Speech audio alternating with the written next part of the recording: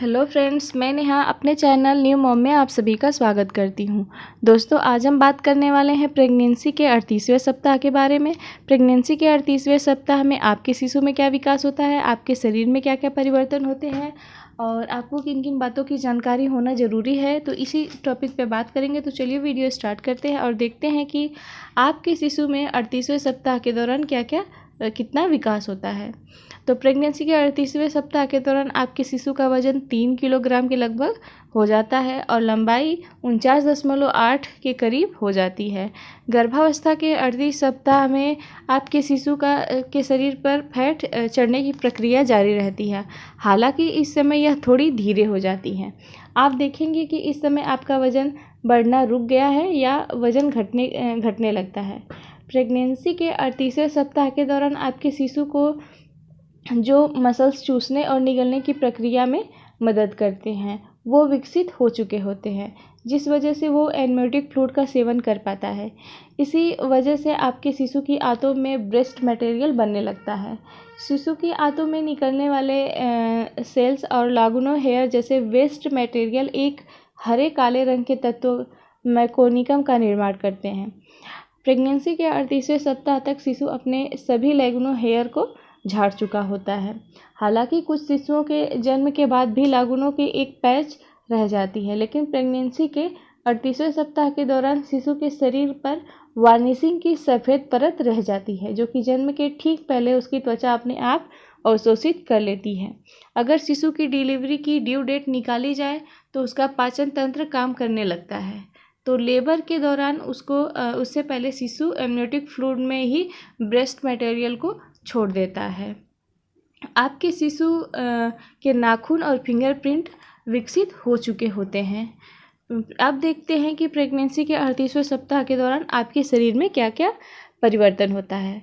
तो प्रेगनेंसी के 38वें सप्ताह के दौरान आपके पेल्विस में शिशु के होने से पहले ब्लैंडर पर प्रेशर पड़ता है, जिससे आपको बार बार पेशाब लगती है।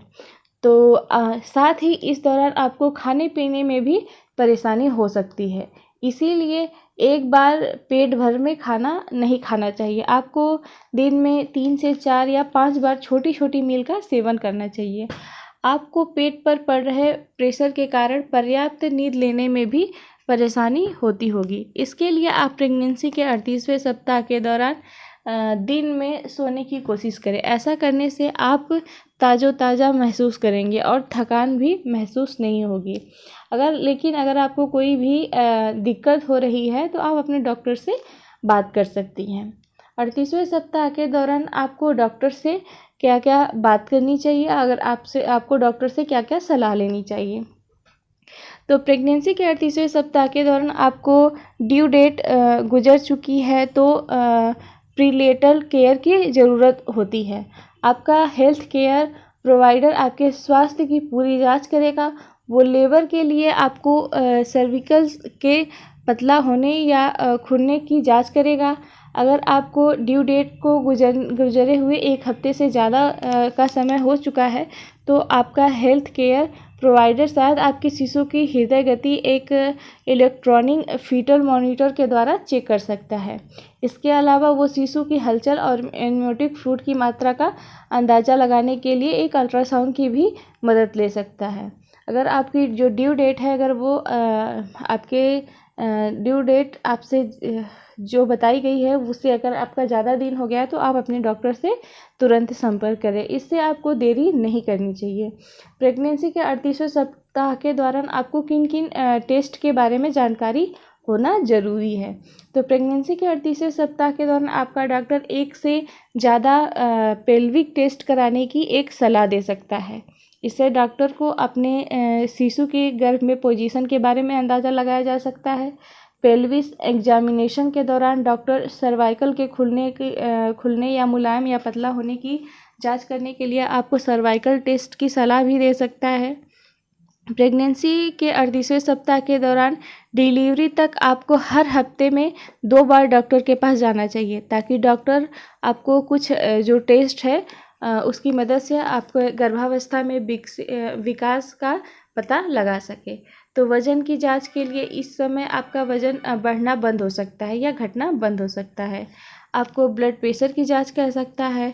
दूसरी तिमाही के मुकाबले इस समय आपका जो रक्तचाप है वो ऊंचा हो सकता है या ज़्यादा हो सकता है। और तीसरा है, आपको यूरिन में ग्लूकोज और प्रोटीन की जांच करवा सकते हैं। पैरों में वेरिकोज वेन और पैरों में मतलब सूजन की समस्या है तो आपको उसके लिए टेस्ट करने के लिए सलाह दे सकते हैं। शिशु की हृदय की गति के जानने के लिए आपको उसकी टेस्ट के लिए बता सकते हैं। बाहर से यूट्रस के आकार की जांच के लिए बता सकते हैं। यूट्रस की ऊपरी हिस्से की लंबाई की जांच, जिसे फंडस कहते हैं, उसकी जांच के लिए बोल सकते हैं। गर्भ में शिशु की पोजीशन की जांच, ताकि डिलीवरी के समय शिशु की स्थिरता का पता लगाया जा सके, इसकी जांच के लिए आपको डॉक्टर कह सकते हैं। इसके अलावा आप अपनी सभी शंकाओं और चिंताओं की एक लिस्ट बना सकती हैं, जिससे आपको डॉक्टर से पूरी जानकारी मिल पाए।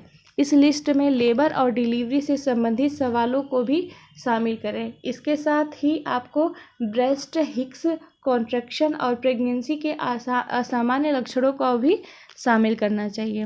अगर आपको प्रेगनेंसी के दौरान अगर आपको कोई कॉम्प्लिकेशन नज़र आ रही है या अगर कुछ भी ऐसा समझ में आ रहा है कि इससे मुझे दिक्कत हो रही है या हो सकता है कि मेरे बच्चे को दिक्कत हो, तो आपको इसके बारे में अपने डॉक्टर से ज़रूर बात करनी चाहिए। तो दोस्तों, ये हो गई 38वें सप्ताह की वीडियो।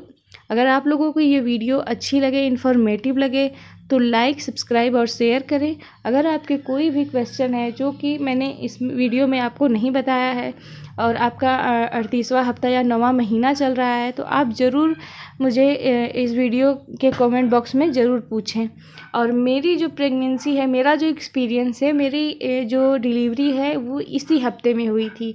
38वें हफ्ते के जिस दिन 38वां हफ्ता ख़त्म हुआ था, उसी दिन मेरी डिलीवरी हुई थी। मेरी एक बच्ची है जो कि बहुत ही स्वस्थ पैदा हुई थी और मेरी जो प्रेगनेंसी है वो बहुत ही कॉम्प्लिकेटेड थी, लेकिन फिर भी डॉक्टर मेरी बच्ची को बहुत ही अच्छे से एग्जामिनेशन किए और बहुत ही मेरी अच्छी डिलीवरी हुई। तो दोस्तों, अगर मैंने जो अपने एक्सपीरियंस में जो चीज़ महसूस की है, जो मुझे पता है, अगर आपको अगर कोई क्वेश्चन है तो आप ज़रूर पूछिए। मैं अपने कमेंट बॉक्स में कमेंट देखकर सभी सवालों का जवाब देने की कोशिश करती हूँ। तो दोस्तों, अगर वीडियो अच्छा लगे तो लाइक, सब्सक्राइब और शेयर करें। Thank you.